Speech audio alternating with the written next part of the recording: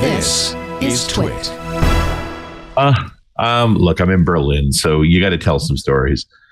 This particular hotel is very lovely. We had a great time here, but it is in what used to be East Berlin, right? And the two halves of the city, you can still tell the difference. They're not the same. The western part of Berlin got a lot of money, a lot of development, and as much as unification, which was now decades ago, supposed to have evened all out, it's just not like that, actually. But even more than being here in the city, I had a day out at a friend's place, which is always great. I've stayed in plenty of hotels and so forth, but to go to a home, they've got little kids running around, like all of that fun. And we took a walk, and we actually walked along the path that is where the Berlin Wall used to run to divide off the outer part of West Berlin from East Germany, which was all around it. So this is out in the forest, in the fields. And, after they took the wall down, they just made this a walking path. In fact, they have an ultra marathon that runs the whole thing all the way around and through Berlin. The area is called Hannenberg. It's you can find it. There's actually a thing they call the Old Fort, which was a Prussian-style military fort, brick and concrete, built in the 1800s, which is now just a tourist destination. But they have the thing they call a new fort, just less than a kilometer away. And it was actually an old gravel pit that, as they were restoring Berlin after the war in the 60s, they piled all the construction debris into the pit until it became a hill. Like, that's how much stuff is there. It's now 45 meters higher than the rest of the area, around about 150 feet. So we hiked up there to get a look back at the old fort and the area around, and you can see where the wall still used to go through. And weirdly enough, my friend pointed out to me the Teufelsberg, and this is a little more famous, but Teufelsberg was another couple of kilometers further out, and it's the old NSA listening post that was also built on an even higher rubber pile from recovering from the war. But that's, all the Cold War stuff was still right there, and it really struck me that, like, once upon a time, this country was cut into quarters, and the city was cut in half. And you can see it. You can still see it. It's just not that far away. Anyway, apropos of nothing at all, we were going to talk about whiskey. So we have to go even further west, away from Berlin, past Leipzig and Marburg, into the Harz-Mountain. And by the way, this is the place during World War II, the southern part of the Harz-Mountain. This is where the Middle Works were, where they were building the V2 rockets with slaves underground, because they're full of these old mines. But there's actually been people in that area. There's some excavated sites with Homo erectus in it. So 750,000 years ago. Like, this is old school human inhabitation. I read a piece about they think that Neanderthal used to live in the area, and when the Homo sapiens came in about 100,000 years ago, pushed them all out. The first documentation of the Harz Mountains in sort of what we consider modern times go back to about 800 AD. Where they were finding silver and they were starting to mine. The area is full of silver and iron, zinc, and a few other minerals. And they've been mining for more than 1,000 years. And the family that's responsible for this distillery is literally part of that lineage. They have a clearer picture for the better part of 1,000 years. They call the distillery the Hercynian Distillery. Hercynian is actually a Roman word, and it means the dark forest. The Hercynian forests were all of the forests of southern Germany that were generally considered very dangerous by the Romans, enough that they fought a lot of wars in there and didn't go well. But it's also known as the Hammerschmiede Distillery, and Hammerschmiede means hammer mill. So where this distillery sits now, there were hammer mills going back to the 1200s. Then these were the machines that basically worked the iron to make it usable. But it was shut down in the early 1800s, after 600 or 700 years of use, which is an interesting thing to think about, just how old that particular space is. And this is where the Buchholz family used to be mine and machinery operators. But one of the family members at one point took that old hammer mill and turned it into a factory for making metal parts.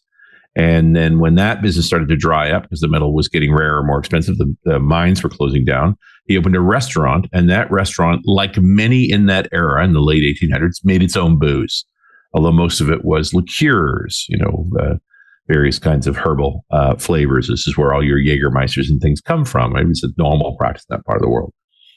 The restaurant actually shut down in 1998. So we're right back in the modern times because the booze was being very successful. So they actually closed the restaurant to focus on spirits.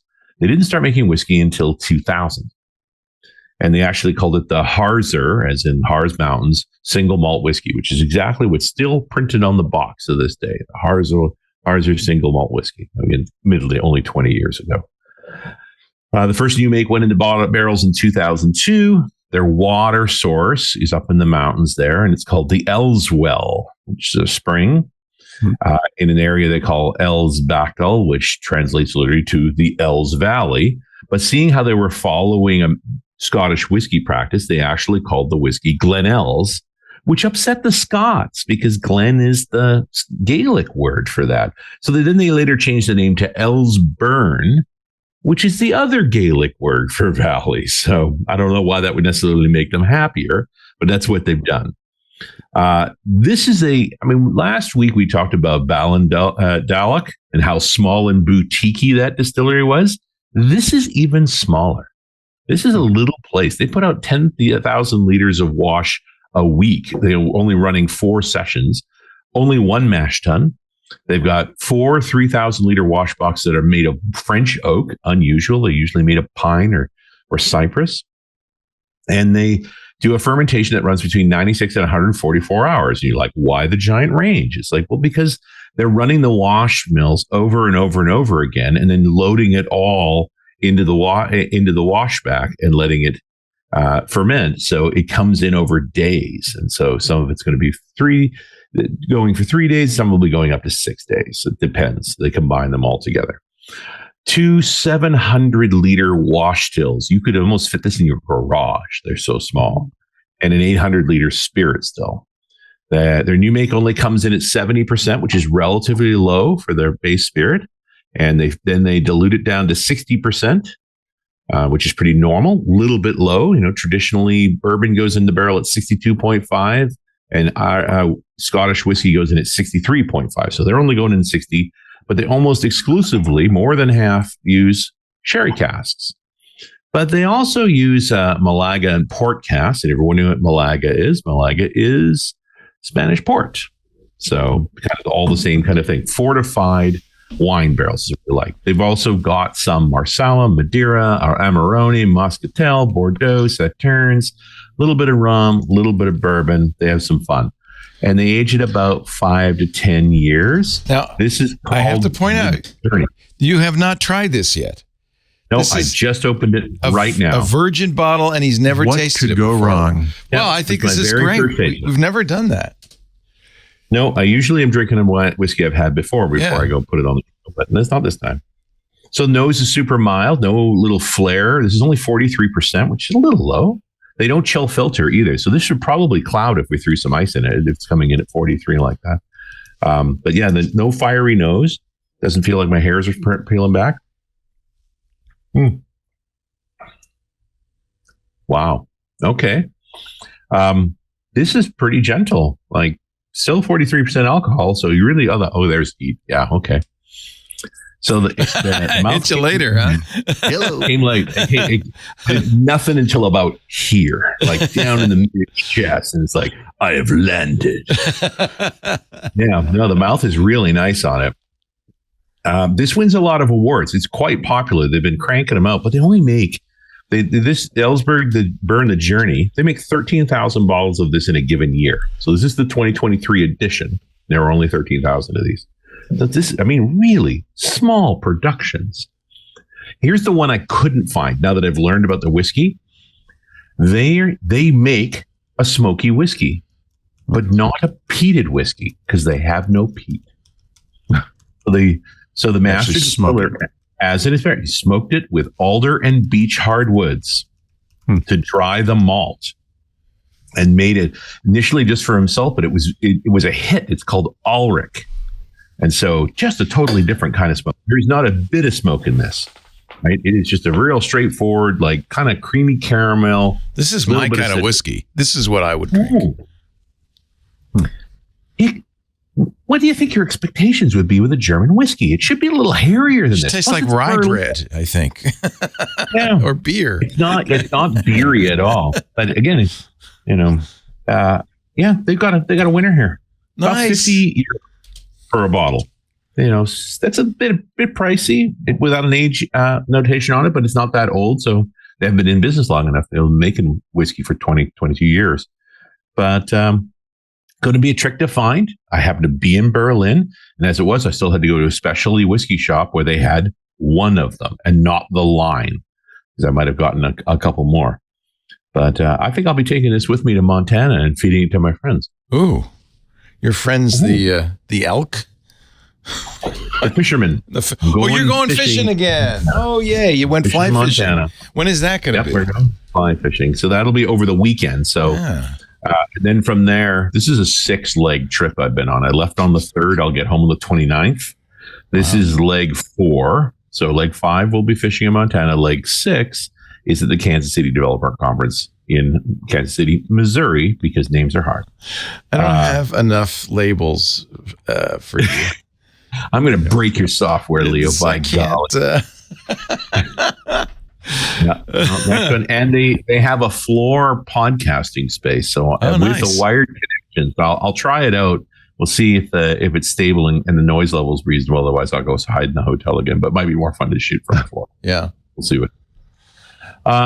This is a surprise whiskey for me. I only just learned about it. I hunted a bottle down yesterday. I just tasted it now.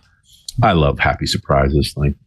Elsburn, the original Hercynian shingle malt whiskey. Love the name. your whiskeys? Yeah, it's almost the hot mountains. That's why it's Hercynian, right? Yeah. Right? In the town of Ida. Wow. So that's the western part of the Harz Mountains. It's a total surprise. Pretty what cool. the heck?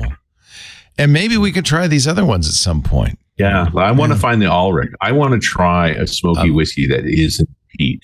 I love the just see what it. Love the label. Yeah, it did. Notice they only make 1,500 bottles a year. Like that's going to be a bugger. And 95 out of 100 in a Liquid Gold Award in the Whiskey Bible. Yeah, if Jim Murray likes you, you've done something right. Yeah. Wow. Okay. Anyway. Well, I know I'm so happy I found this. Know what to look for your birthday. There you go. I'm going to find an excuse to do more driving around in Germany, and I think I'm just going to pop by that in the mountains. Germany's fun. Yeah, absolutely. All right. Well, thank you, my friends. That's Richard Campbell right there. Run As Radio is his podcast, and .NET Rocks. You'll find them both at runasradio.com.